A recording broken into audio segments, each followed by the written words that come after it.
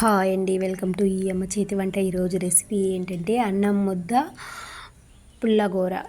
ఈ రెండు కాంబినేషన్ అయితే రోజు రైస్ తిని తిని అయితే బోరు కొట్టేసి ఈరోజు అయితే అన్నం ముద్ద అన్నం సో అంటే మా సైడ్ అయితే ఎగరబెట్టిన ముద్ద అంటారు. ఆ విధంగా చేసుకుని వేడివేడిగా అన్నం ముద్దలోకి ఈ పుల్లగూర వేసుకొని తింటే ఆ రుచే వేరండి. దీనికంటే మటన్ చికెన్ కర్రీలు కూడా ఏమీ పని చేయవు, అంత టేస్టీగా ఉంటుంది. ఇలా ఒక్కసారి మీరు ట్రై చేసి చూడండి.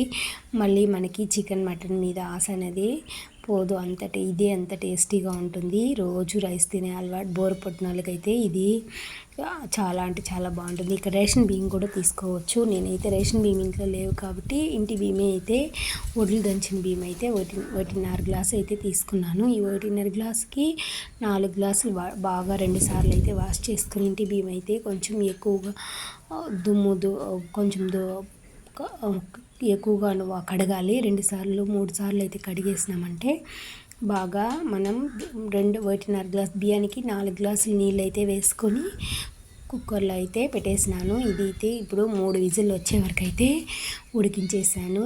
3 విజిల్ వచ్చిన తర్వాత 5 మినిట్స్ విజిల్ ఆరేదానికి అయితే పట్టింది. ఇప్పుడైతే చూస్తే అన్నం ముద్దగా సూపర్గా తయారైంది. ఇది పొయ్యి పైన చేసేదానికంటే కూడా గుండాలో చేసేదానికంటే కూడా కుక్కర్లో చేస్తే అంటే చాలా సూపర్ టేస్టీగా ఉంటుంది.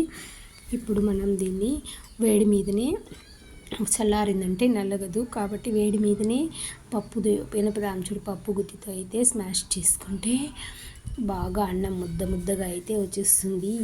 ఈ రెసిపీ అయితే చాలా అంటే చాలా సూపర్ టేస్టీగా ఉంటుంది. మా ఇంట్లో కూడా ఎవరు తినరు, కానీ నాకంటే ఈ రెసిపీ చాలా ఇష్టం. ఈ విధంగా చేస్తే ఈరోజు మా ఇంట్లో కూడా ఒక మెతుకు కూడా వదలకుండా ఖాళీ చేసేసినారు. అంత టేస్టీగా ఉంటుంది ఈ రైస్. ఇప్పుడు మనం బౌల్లో వేసుకొని బాగా ముద్దలాగా చేసుకొని ప్లేట్లో బోలించుకుంటే మనకు అన్నం ముద్ద అనేది రెడీ అయిపోతుంది. దీనిలో ఒక చుక్క నెయ్యి కానీ వేసుకొని, మనకు నెయ్యి ఉంటే వేసుకొని అందులో ఈ పుల్లగూర వేసుకొని తింటే ఆ టేస్ట్ అయితే చాలా అంటే చాలా సూపర్గా ఉంటుంది. ఈ విధంగా మీరు ఒక్కసారి ట్రై చేసి చూసినారంటే మళ్ళీ ఎప్పుడు మా వారు కూడా ఇదే ముద్ద కావాలి అని అడిగినారు. సరే, వారికి కూడా అయితే చేసి ఈ పుల్లగూర పోసిస్తే ఒకే నిమిషంలో తినేసి అయితే తట్ట ఖాళీ చేసేసి పెట్టేసినారు. అంత టేస్టీగా ఉంటుంది. మాకేం పని అంటే ఆవులు ఉంది, ఆ ఆవులకు నీళ్ళు తాపించుకోవడం, కసు వేసుకోవడం, మడి చేను ఉంది, మడికి నీళ్ళు కట్టడం, ఇలాంటి పనులు. ఆవుకైతే నీళ్ళు పెట్టేసినారు. ఇప్పుడైతే మా వారికి కూడా వేడివేడిగా సంగటి అయితే ఆ రైస్ ముద్ద అయితే ఇచ్చేసి పప్పు పోసి పుల్లగూర వేస్తే చాలా అంటే చాలా టేస్టీగా ఉందని చెప్పినారు.